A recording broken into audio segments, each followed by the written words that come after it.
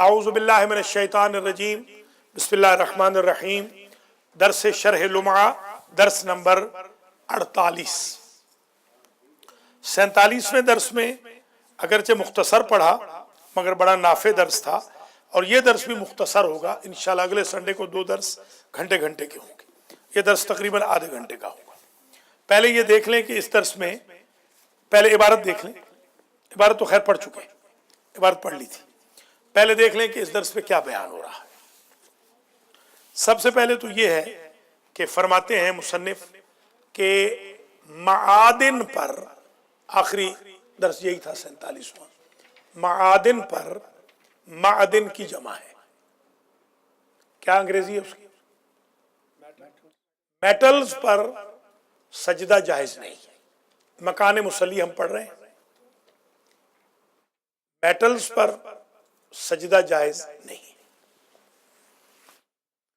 کی وجہ یہ ہے کہ میٹلز، معدنیات نکل جاتی ہیں زمین کے نام سے۔ حضور نے کیا فرمایا تھا؟ جعلت لی الارض مسجدا و طہورا، حدیث ہے، میرے لیے اللہ نے زمین کو مسجد بنایا ہے، سجدے کی جگہ۔ تو پہلا مسئلہ آج یہ ہم نے پڑھ لیا کہ معادن پر، معدنیات پر سجدہ جائز نہیں۔ ہاں جی، دوسری یا پتوں پہ، حضور نے مٹی پہ سجدہ کیا یا پتوں پہ، چٹائی حصیر جس کو آپ کہتے ہیں نا، وہ کھجور کے پتوں کے جو بنے ہوئے مصلے اس زمانے میں بھی ہوتے تھے، حضور کے زمانے میں بھی تھے، ہاں وہ بھی سنت ہے، حصیر جو مصلے ہوتے تھے۔ اب تو جائے نمازیں آ گئی، حضور کے دور میں جائے نماز نہیں ہوتی تھی، سجادہ حضور نے سجادے پہ نماز نہیں پڑھی، جائے نماز پہ حضور مصلے پہ ہی پڑھتے تھے۔ ہمارے گھروں میں یاد ہے نا آپ کو؟ ہاں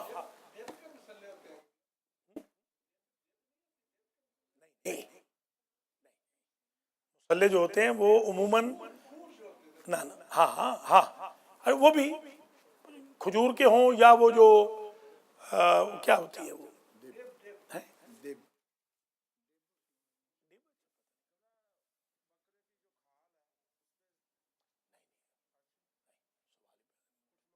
نہیں،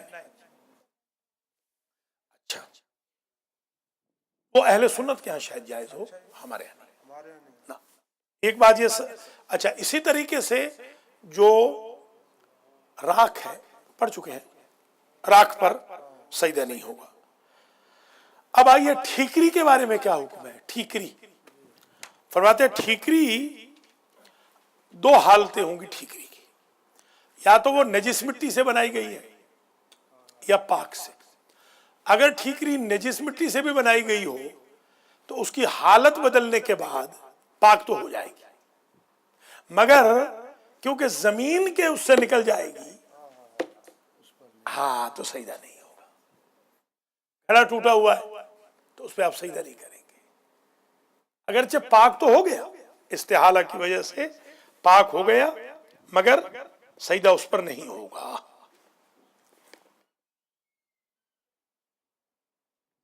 ٹھیک ہو گیا۔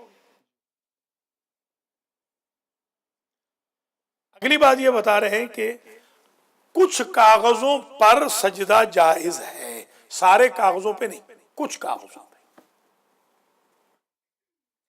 جیسے کاٹن کے بنے ہوئے ہوں، کپاس کے، یا کتان کے بنے ہوئے ہوں۔ صحیح سب کتان کا کیا معنی ہے؟ السی کا پودا، ہاں شاباش۔ یا اس کے علاوہ گویا نباتات سے جو کاغذ بنے ہوتے ہیں، ٹھیک ہے، اس پر سجدہ جائز ہے۔ اگر حریر ریشم سے بنا ہو تو جائز نہیں ہے، ریشم سے اگر بنا ہوا ہے تو جائز نہیں ہوگا سجدہ۔ یہاں تک پڑھ لیں، پھر اس کے بعد آگے دیکھتے ہیں وقت ہے تو نہیں تو انشاءاللہ پھر اتوار کے دن ذرا تفصیل سے، اور پھر رمضان میں ڈیلی پڑھیں گے، اللہ تعالیٰ اگر ہمت دے آپ کو بھی مجھے بھی۔ دیکھیے،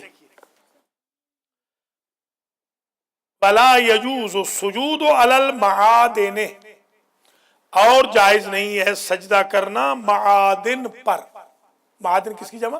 معدن، معدنیات۔ لخروجها عن اسم الارض، کیونکہ معادن نکل گئے زمین کے نام سے۔ حضور کو کیا کہا گیا؟ زمین میرے لیے مسجد ہے۔ مسجد، مسجد نہیں، ہاں مسجد۔ سجدے کیجئے، شاباش۔ کیوں نکل گئے؟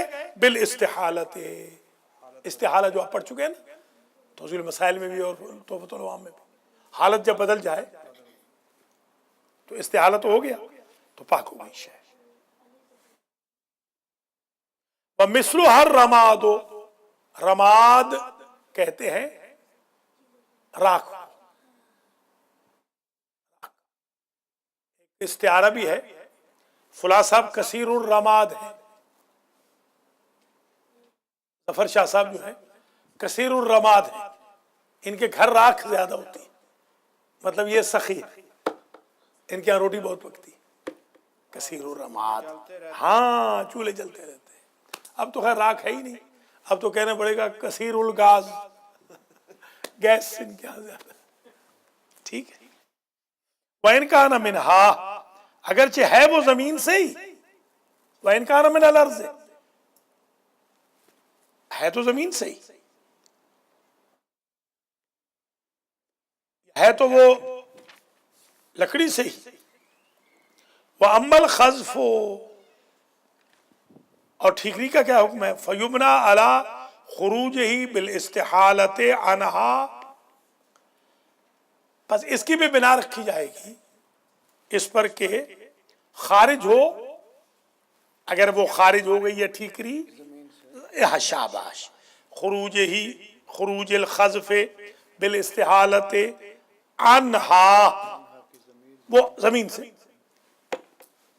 فمن حکم بطہرہ لازمہ القول بالمنع من السجود علیہ للاتفاق علی المنع مما خرج منها بالاستحالة، جس مصنف نے، جس مؤلف نے، جس فقیہ نے، جس مجتہد نے، جس عالم نے حکم لگایا ہے کہ پاک ہے، ٹھیکری پاک ہو جاتی ہے، نجس مٹی سے بنی ہو تب بھی ٹھیک ہے، پاک ہونا اس بات کی دلیل نہیں کہ سجدہ بھی جائز ہو، کیونکہ ہم پہلے کہہ چکے ہیں کہ استحالہ کے ذریعے زمین سے اگر خارج ہو گئی چیز تو سجدہ جائز نہیں ہوگا۔ وَأَمَّا الْخَزْفُ فَيُبْنَى عَلَى خُرُوجِهِ بِالْإِسْتِحَالَةِ عَنْهَا فَمَنْ حَكَمَ بِطُهْرِهِ لَازِمَهُ الْقَوْلُ بِالْمَنْعِ مِنَ السُّجُودِ عَلَيْهِ لِلْاتِّفَاقِ عَلَى الْمَنْعِ مِمَّا خَرَجَ مِنْهَا عَنْهَا بِالْإِسْتِحَالَةِ وَتَعْلِيلُ مَنْ حَكَمَ بِطُهْرِهِ بِهَا،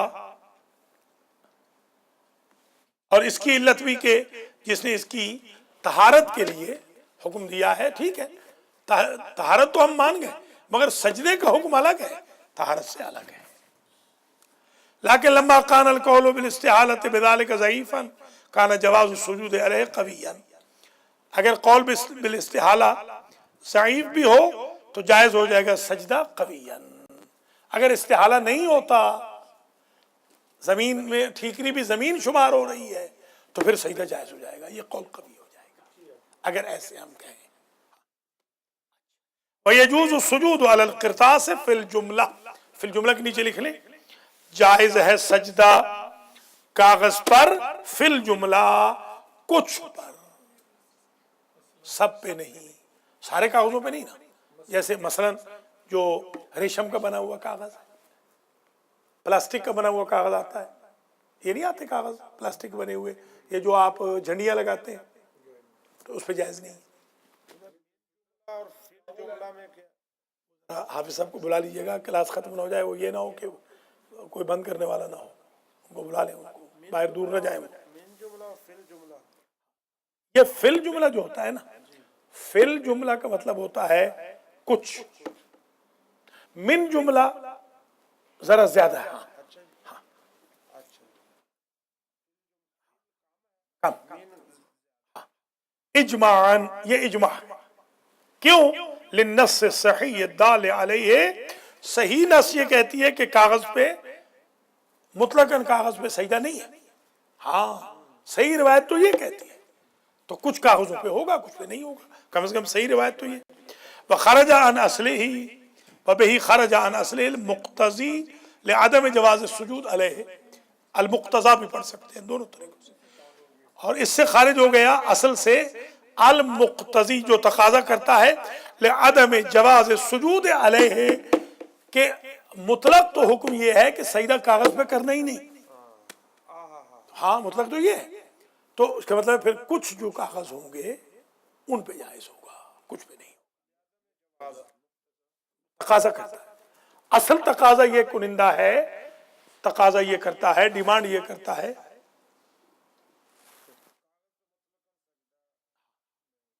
کاغذ پہ مطلقاً سجدہ نہیں.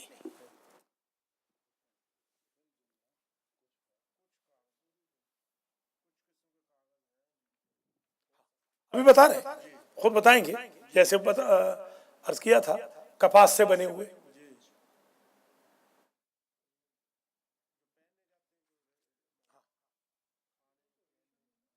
ریشم نہیں، ریشم والا جائز نہیں ہوگا، اسی پہ تو آج اینڈ ہوگا یہ درس کے، ریشم میں جائز نہیں ہے.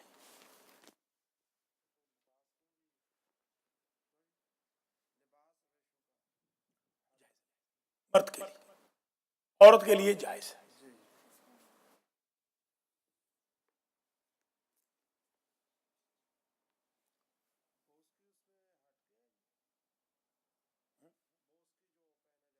اس کی اگر دو گھوڑا بوس کی ہے اصلی، جو مدینہ سیدہ کے سید پہنتے ہیں، وہ تو حرام ہے، اصلی تو حرام ہے، مکس جائز ہے. یہ جو چٹھا صاحب دیتے ہیں مجھے، انہوں نے مجھے دیا تھا ایک جوڑا وہاں پر، تو وہ جائز ہے. پہلے منگا کے دیتے تھے، اب تو خیر یہ چھوڑ گئے ہیں، نہیں اب بڑا مشکل ہے، اب یہ اور چکروں میں پڑ گئے ہیں نا. وہاں بڑا اچھا جوڑا دیا تھا کاظم کی شادی میں، بہت خوبصورت تھا وہ، بڑے دنوں تک چلا ہے. تو گویا یہ جائز ہو گیا.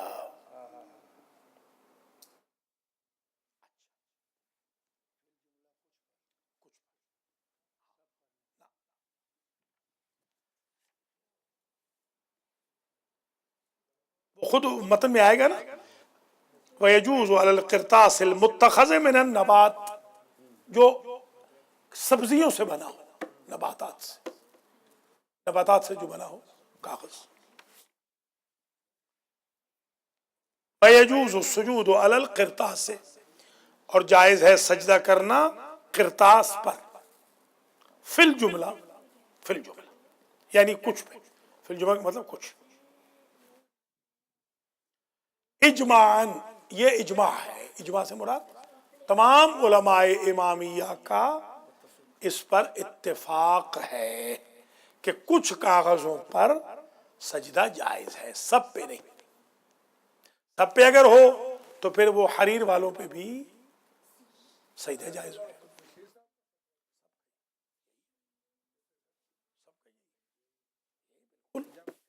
اس میں تو نہیں، اس میں کسی مجتہد کا فتویٰ مختلف ہے ہی نہیں، کاغذ بالکل یہی ہے.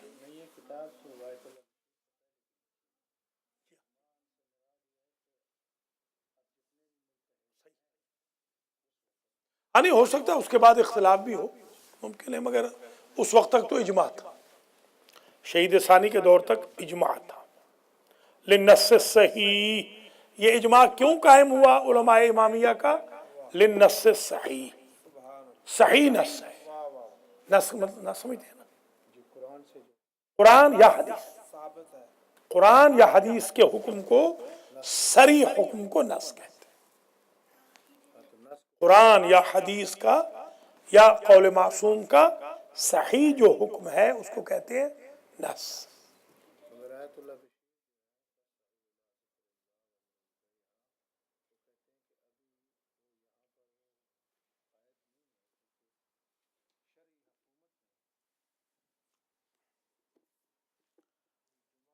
ہماری گزارش یہ ہے، نہیں میں عرض یہ کرتا ہوں کہ اگر جمعہ میں کہیں نہیں لکھا ہوا کہ حکومت شرعی ہو تو جمعہ پڑھا جائے، یہ تو کہیں نہیں لکھا ہوا.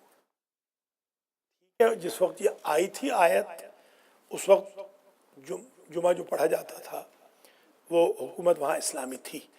جو لوگ کنورٹ ہوتے تھے، یمن کے لوگوں کو مولا علی نے کنورٹ کیا، روم والوں کو کنورٹ کیا، کافی لوگوں نے روم میں جو کنورٹ ہوئے.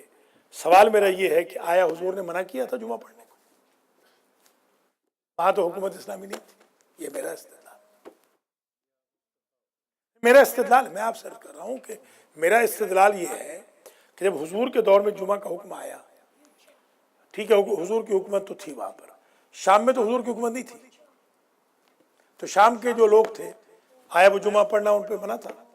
اگر حضور منع فرماتے تو پھر آج منع ہوتا. شام میں تو حضور کی حکومت نہیں تھی نا، لبنان میں تو حضور کی حکومت نہیں تھی نا اس وقت، جارڈن میں تو حضور کی حکومت نہیں تھی. حضور کی حکومت تو حجاز کے تھوڑے سے حصے پہ تھی.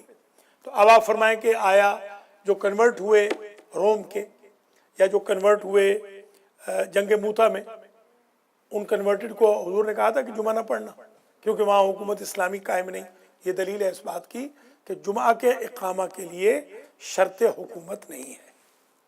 وہ پریفریبل ضرور ہو سکتی ہے. یہ ہو سکتا ہے کہ اگر حکومت شرعی ہے تو آپ ہرگز جمعہ نہ چھوڑیں، یہ تاکیدی حکم اس پہ آپ لا سکتے ہیں. اس کے اقامہ جمعہ پر آپ شرط اس کو نہیں قرار دے سکتے. اقامہ جمعہ کی شرط یہ نہیں، نہ کوئی سورہ جمعہ میں لکھا ہے. آپ سب اب جائیے گا نہیں، کلاس ختم ہونے والی ہے. ٹھیک ہو گیا؟ تو یہ میرا استدلال اس کے مقابل پر یہ ہے. بہرحال انشاءاللہ نہیں، بس ہمارے پاس صحیح سب ٹائم ہی کہاں ہے، ان چیزوں کا ٹائم نہیں. کہاں ٹائم نہیں ہے ان چیزوں کا. پتہ نہیں ملاقات بھی ہوگی نہیں ہوگی، اتنے مختصر جا رہے ہیں. ہاں بات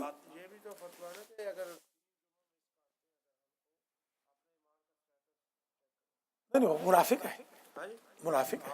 من ترک ثلاث جمعات متوالیۃ بلا عذر فہو منافق. تو مولا علی کے جملے ہیں، جو 3 جمعے نہیں پڑھتا وہ منافق ہے. ایک نہیں، 20 کتابوں میں بتا چکا ہوں، اب یاد نہیں اس وقت. ظاہر اس وقت میرے ذہن میں نہیں ہے، میرے پہ لکھا ہوا ہے، میرے نوٹس پہ لکھا ہوا ہے، میں نے یہاں پر کئی دفعہ بیان کیا ہے.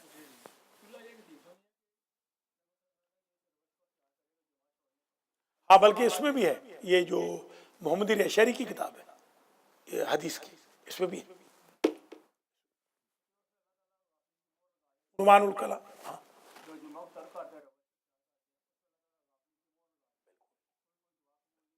جمعہ پر تو میں نے کچھ 40 حدیثیں نکالی ہیں. اگلے جمعہ تو میں اب آ نہیں رہا ہوں، جب میں جمعہ اس میں آؤں گا نا رمضان میں، پہلے جمعے میں بیان کروں گا. 40 میں نے حدیثیں نکالی ہیں. ہاں سفر حرام ہے، سفر حرام ہے، اقامہ جمعہ کے بغیر سفر حرام ہے. وہ تو پھر مجبوری ہے.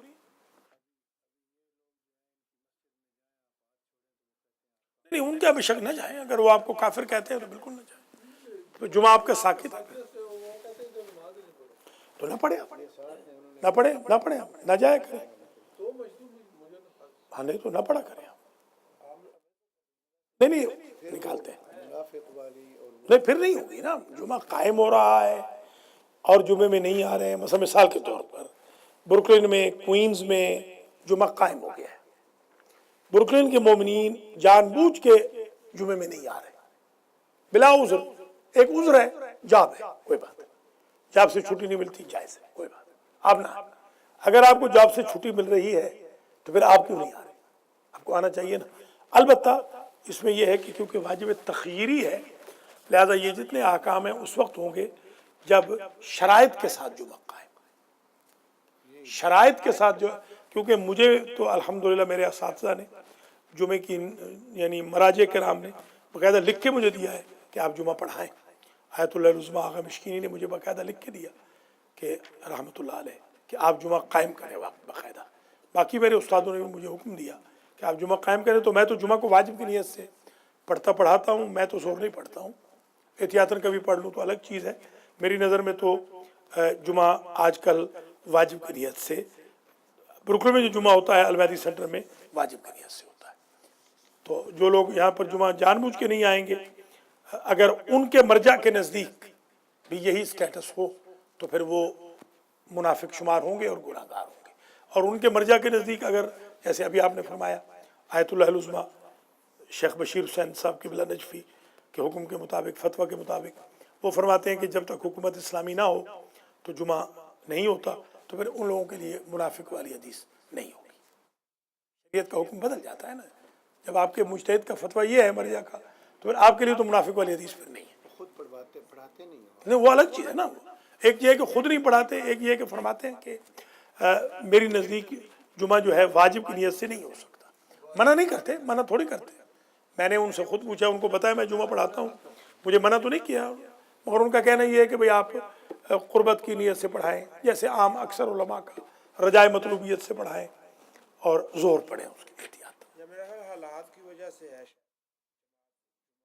अब तो हालात ठीक है ना, हवाला ठीक, अब वो तो फरमा रहे हैं ना, वो तो अब फरमा रहे हैं कि मेरे नज़दीक हाँ अभी इन हालात में तो अर्ज कर चुका हूँ, बिल्कुल लिखा हुआ है फसऔ इला ज़िक्रिल्लाह या अय्युहल्लज़ीना आमनू इज़ा नूदिया लिस्सलात मिन यौमिल जुमुअति फसऔ इला ज़िक्रिल्लाह वज़रुल बैअ।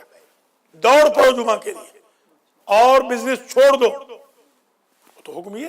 तभी तो अहले सुन्नत देखिए बिजनेस छोड़ देते हैं और उनको कितनी बरकत होती है। हमारे शिया प्ली बहुत लेते हैं ना, प्ली, जैसे किसी दौर में जुमा माफ किया गया, तखयीरी करार दिया गया, अब जहाँ पर मजबूरी नहीं वो उसको भी तखयीरी ही समझेंगे, तो ये अच्छी बात नहीं ना। ये थोड़ा सा ज़रा, मैं ये नहीं कह रहा हूँ महाराज कराम का हुक्म सर आंखों पे उनके फतावा, मैं तो एक अदना सा तालिब इल्म हूँ, मगर मैं ये ज़रूर कहूँगा अगर जुमा आपके यहाँ कायम हो रहा है तो अगर आपके मुजतहिद नहीं भी कहते कि वाजिब है, फिर भी आप पढ़ें, ताकि आपकी कौम की एक तक़वियत भी हो, आपकी मस्जिद से लोग निकलें तो पता चले कि हाँ वाकई भाई शिया भी बड़े नवाजी हैं, जुमे वाले हैं। अब जमात तो कोई वाजिब नहीं है ना, जमात कोई वाजिब है तो जमात के लिए क्यों ताकीद है?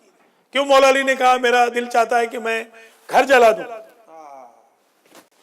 जो नहीं पढ़ रहे जमात के साथ, मैं चाहता हूं कि उनका घर जला दूं। क्यों कहा, क्यों घर जला रहे? यानी हजरत अली को नफरत है, हजरत अली चाहते हो बंदा मर जाए। अल्लाह अकबर। देखिए जो अपने कातिल को शरबत में लाता है वो नमाज जमात न पढ़ने वाले के बारे में फरमा रहा है कि मेरा दिल चाहता है कि मैं इसका घर जला दूं। अल्लाह, देखिए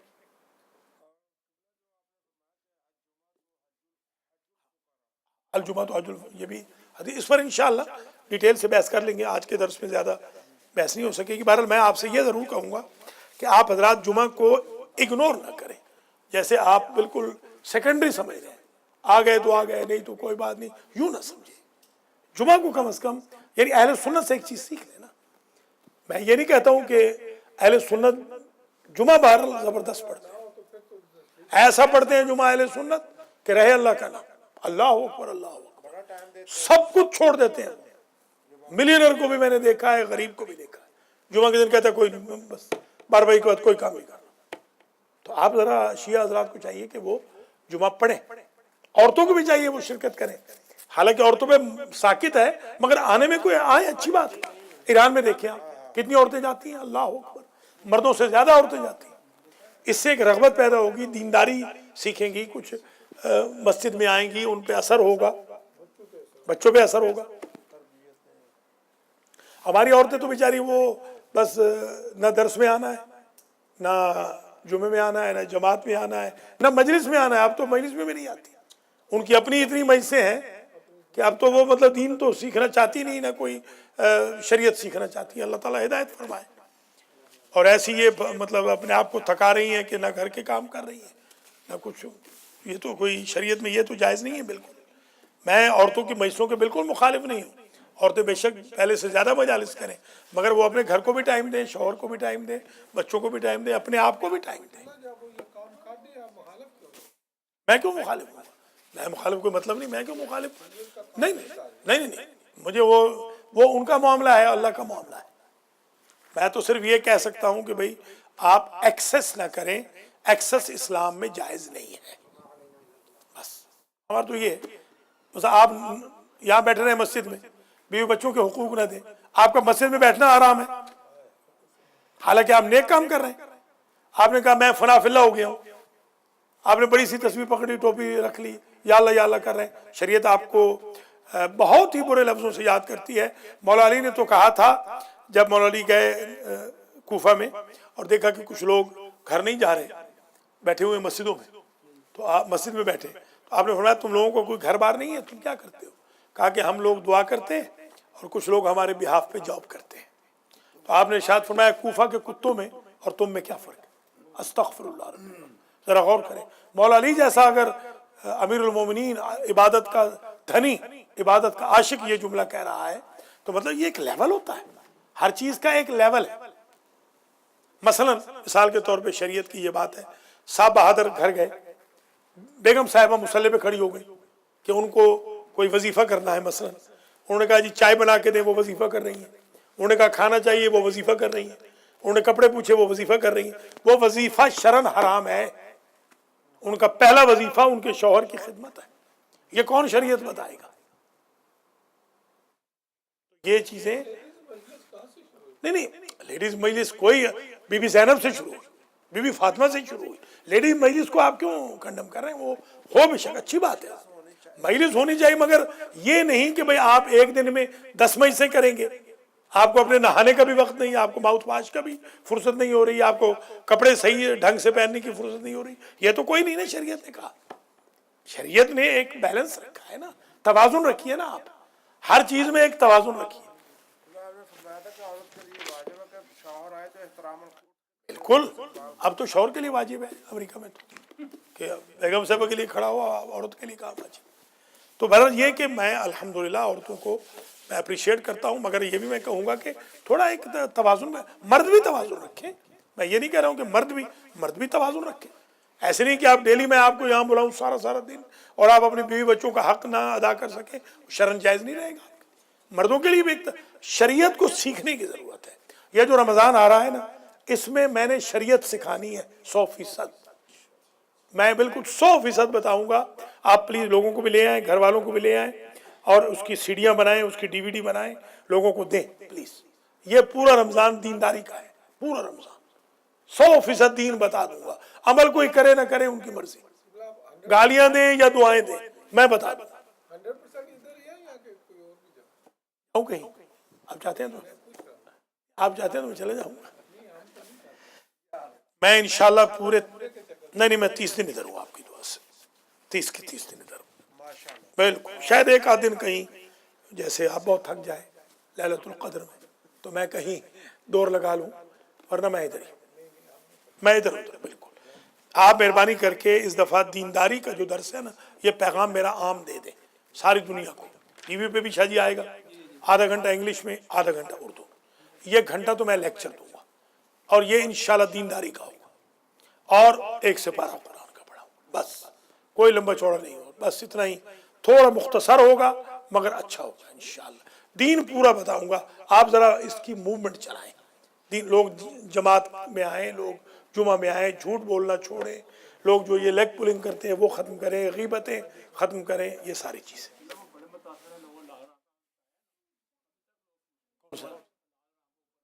ہاں، حلال حرام کا ہم نے ایک ورکشاپ کی تھی، پوری دنیا میں گئی ہے وہ، حالانکہ ہمارے بہن بھائی ڈھیلے ہیں، کبھی ٹائم پہ بچوں کو نہیں بیچتے، کبھی ٹائم پہ خود نہیں آتے، اس کے باوجود اس حلال حرام والی ورکشاپ نے قیامت کر دی ہے۔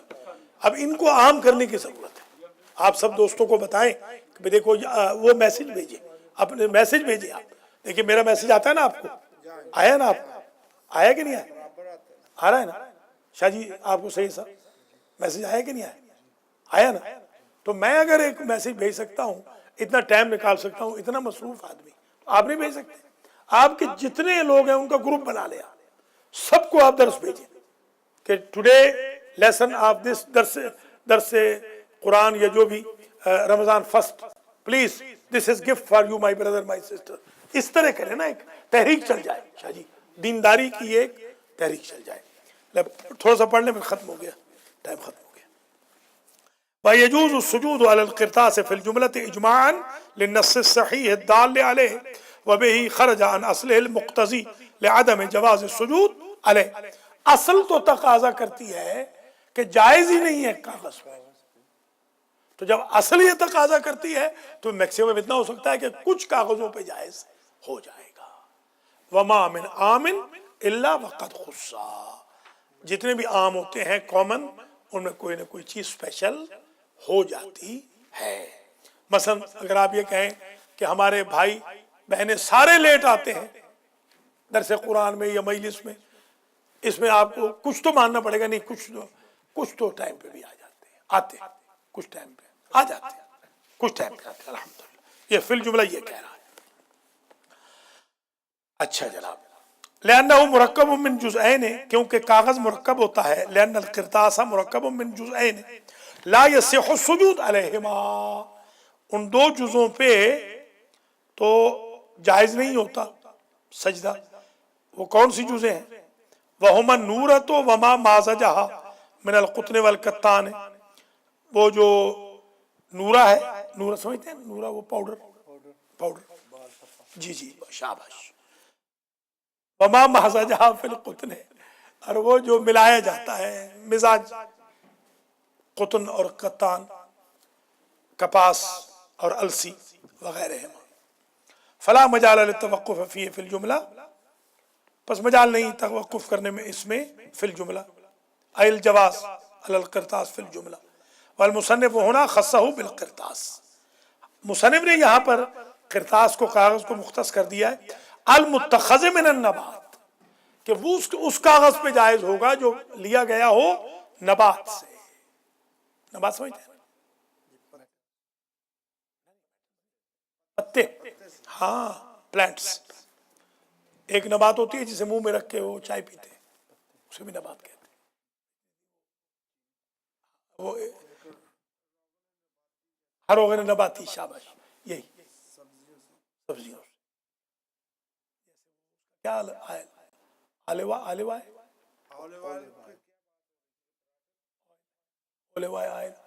اور وہ دوسرا کیا ہوتا ہے زیتون کا؟ زیتون انجیر کو، وہ انجیر ہے. زیتون کو تو اولیو، زیتون اولیو، اور تین کو کہتے ہیں فگ. تین کیا چیز؟ تین انجیر ہے نا. ہاں تو وہی تو کہہ رہا ہوں. ہاں اب تھوڑے سے ذرا، ہاں تھوڑے سے آپ آگے جا رہے ہیں. نہیں کوئی بات نہیں، اسی سے یہی تو کلاس کا نام ہے نا انشاءاللہ. اسی سے تو ہاں بالکل نہیں ماشاءاللہ بہت اچھا. فگ ہے، پگ نہیں. آگا پگ نہیں، ہاں خیال رکھنا.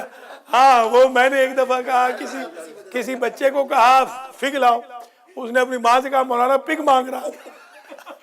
اس نے کہا بڑا بے ایمان مولانا ہے. میں نے کہا اب دیکھو، اب میں لاکھ بھی اس بہن کو سمجھاؤں اس نے سمجھنا نہیں تھا. میں نے کہا چلو کوئی بات نہیں. میں نے پھر مذاق میں کسی دن کہا تو وہ بیچاری معذرت کی اس نے مجھ سے. میں نے کہا بھائی ایسا ہے کہ ہماری انگریزی بھی کمزور ہے اور آپ کے بچوں کے کان زیادہ تر وہ اور چیزیں سننے میں مصروف ہے، ظاہر ہے. تو وہ میں نے بیچارے نے فگ کہا کہ تھوڑی سی انجیر لا کے دو، اس نے اپنی امی سے کہا کہ پگ مانگ رہا ہے مولانا. تو اس نے کہا کہ یہ بڑا بے ایمان مولانا ہے کہ یہ خنزیر مانگ رہا ہے ہم سے. اب ظاہر ہے مل جاتے ہیں نا، الفاظ بھی تو مل جاتے ہیں. وہ جو آپ نے ہاں وہ اسٹوڈنٹ کر دیا. انہوں نے کہا کہ یہ اسٹوڈنٹ آج پورے کینیڈا میں، ٹورنٹو میں آج تک میں مولانا نہیں مشہور ہو سکا. مولانا وہ پوچھتا ہے کون پڑھ رہا ہے؟ طالب علم پڑھ رہا ہے. مولانا مجھے کہتا ہی کوئی نہیں. وہ میرے بارے میں مشہور یہ ہے کہ ہاں بھائی مجلس کون پڑھ رہا ہے آپ کی؟ طالب علم پڑھ رہا ہے. میں نے جو طالب علم کہا اپنے آپ کو، انہوں نے مجھے طالب علم ہی بنا دیا. میں ہوں طالب علم الحمدللہ.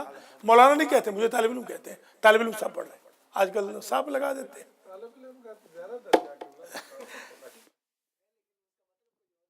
المتخذ من النبات کالقطن والکتان والقنب.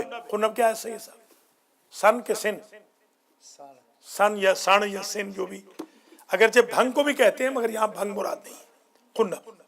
فلو اتخذ من الحریر لم یصح السجود علیہ، اگر کاغذ لیا گیا ہو حریر سے تو سجدہ اس پر جائز نہیں ہے. سجود کا مطلب پتہ ہے کیا ہے؟ یہ مصدر ہے، جمع نہیں ہے. سجدہ کرنا جائز نہیں. بس یہ سب اتنا ہی کافی ہے. انشاءاللہ اگلے اتوار کو 2 درس پڑھیں گے گھنٹے گھنٹے کے. یا اللہ آج کے درس کا ثواب الحاج سید محمد اصغر نقوی کے مرحومین، میرے مرحومین، ظفر شاہ صاحب جعفری کے مرحومین، اور ہمارے نادر علی اور سید واحد کے مرحومین، انور شاہ صاحب کے مرحومین، آغا مختار حسین کے مرحومین، نذیر چٹھا کے مرحومین، حافظ مبشر نذیر کے مرحومین کو ایصال فرما. ان کے صغائر و کبائر سے درگزر فرما.